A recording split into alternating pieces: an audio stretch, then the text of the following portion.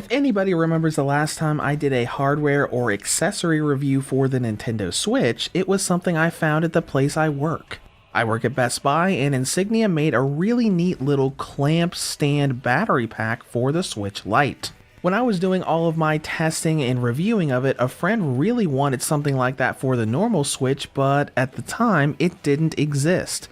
Thankfully, another in-house brand for Best Buy decided to take Insignia's model and make their own version of it. Here is my review of the Rocketfish Extended Play Battery Pack for the Nintendo Switch. So when we take a look at the design, it looks almost exactly the same as the Insignia one. Now for all I know, Insignia and Rocketfish might be the same company, but I'm not 100% sure on that.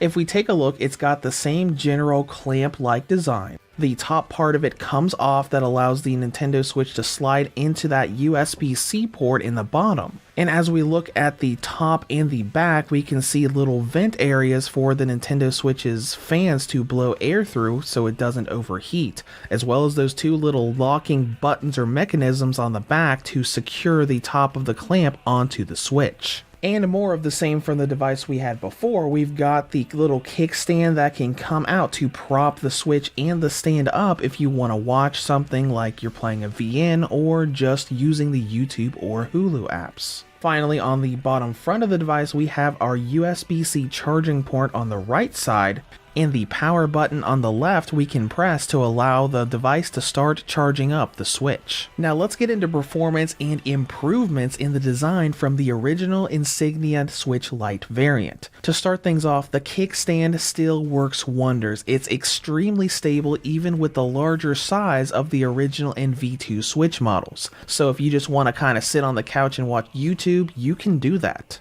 But that's more of the same. One of the big improvements is the top of the clamp that goes down over the top of the Switch and locks into the rest of it. This piece actually goes in very snug and stable without being loose, even without engaging the locks.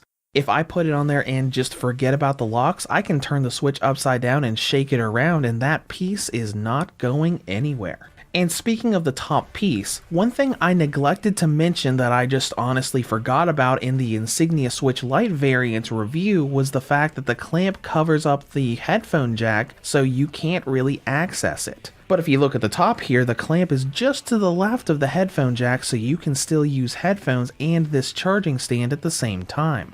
Another improvement is the larger Switch size. When I used the Insignia clamp for the Switch Lite, my fingers were constantly touching the clamp as I played in handheld mode. With the original and V2 models being wider, my fingers never got even close to touching the clamp on here. That makes this variant much more convenient to handle. But there is one downside to this. It's got a 5000 mAh battery just like the Insignia one, but it takes a lot longer to charge. The Switch Lite variant took a long time to charge, but this one can easily take 2 to 3 hours or more to get a full charge on this battery pack. And with that in mind, let's dive into battery life, which is probably why you guys are here. There's good and bad to this. You do get a lot of battery life out of this across various types of games, but the time is not consistent. Sometimes the thing will run for an hour and a half, sometimes it'll be 2 hours, sometimes it'll be somewhere in the middle. Even if it's at a full charge, you should not expect to get that full 2 hours, as sometimes you won't. Actually, a lot of times you won't. One last thing to note before we dive into all of these numbers. These are total gain numbers. Sometimes you will completely heal the battery before you get all of this done, and you'll have more battery for later on. So let's get started. I tested 3 games on the original and V2 Switch models. Dragon Quest XI for high battery use, God Eater 3 for middle use, and Undertale for low use.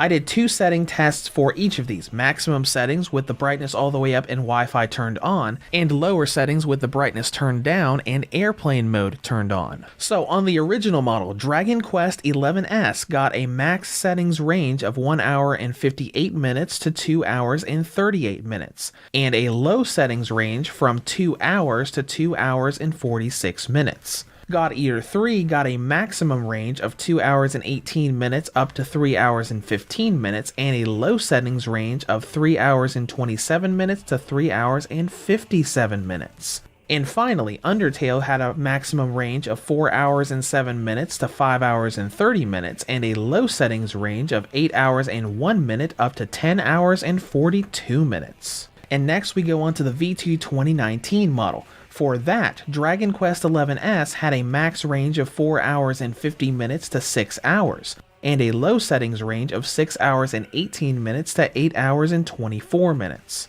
God Eater 3 had a maximum range of 5 hours and 24 minutes up to 7 hours and 12 minutes, and a low range of 6 hours and 33 minutes up to 8 hours and 45 minutes. Finally, Undertale had a maximum settings range of 9 hours and 54 minutes to 13 hours and 22 minutes, and a low settings range of 16 hours and 28 minutes up to 18 hours. So as you can see, the 5000 mAh battery in this clamp might take a lot more to charge, but it does a lot better in performance. In conclusion, Rocketfish's original and V2 version of the extended play battery pack improves upon the original mostly. Now on the downside, it takes a really long time to charge, and the time it lasts is largely inconsistent, going from anywhere between running an hour and a half to 2 hours. But despite this, it's still a great little battery pack clamp stand combo that can get you a ton of battery life no matter what you're playing. Reviews to Go rates the Rocketfish Extended Play Battery Pack for the Nintendo Switch an 8 out of 10. If you have any comments or questions, feel free to leave them below. Thanks for watching and have a great day.